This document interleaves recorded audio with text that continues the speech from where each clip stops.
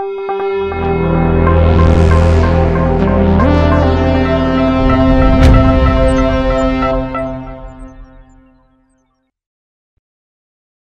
name is Payton Taylor. I'm 17 years old and originally from outside of Philadelphia, Pennsylvania, and cancer's touched me in a bunch of ways. Both my grandfathers passed away from cancer.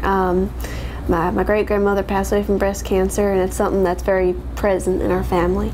But the one thing, and I mean, as much as those two, my grandfathers struggled, the one story with cancer that gives me hope is one of my manager's daughters. Her name's Ellie Talfero. She's 6 years old.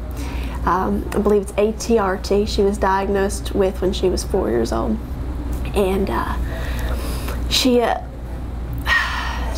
brain tumor. ATRT is a brain tumor, and I mean, I had the pleasure of hearing her story last year, but she's been fighting for years, and she started treatment, but now she's 6 years old, and she's 2 years without it. It's gone. And on Halloween, last week on Halloween, I went to her house.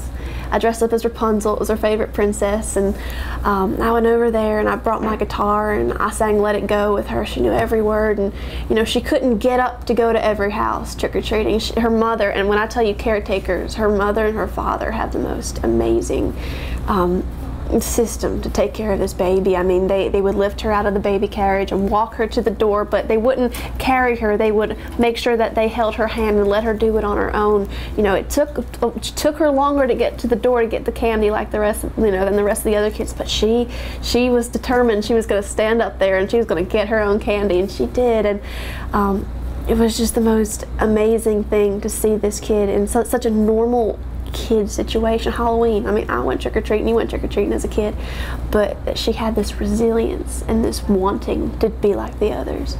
And I mean, she just happy. She was just happy. She was happy to be out there, happy to be dressed like Elf on the Shelf and to go up there and get candy. She just was so happy. And when I walked in as Rapunzel, she just smiled, knew every word, and it was just the most amazing thing to think all the things. I mean, we all have bad days, but when you think that there's a 6-year-old who is just so pure and so innocent, and the stuff that she's gone through, and that she can still smile, and that the little things like getting a piece of candy on her own makes her happy, that really kind of just puts everything into perspective. And she's just a miracle.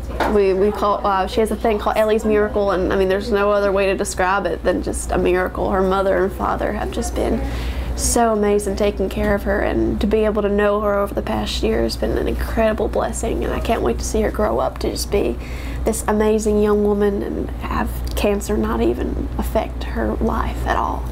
And I'm excited. I'm one of her biggest cheerleaders. I haven't known her for that long, but she's really just hit me, and she's beautiful.